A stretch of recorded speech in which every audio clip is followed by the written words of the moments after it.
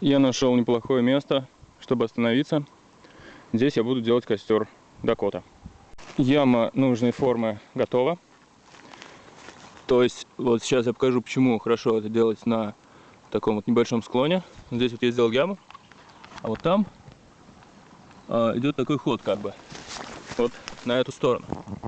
Материал для костра стандартный, до береста, еловый хворост и, ну, вообще обычно я использую сосну. Вот такой получается костерок. Здесь я положил лопату, чтобы немножко уменьшить тягу. Если нам нужно, чтобы горение было сильнее, мы открываем эту заслонку, и тут все начинает разгораться.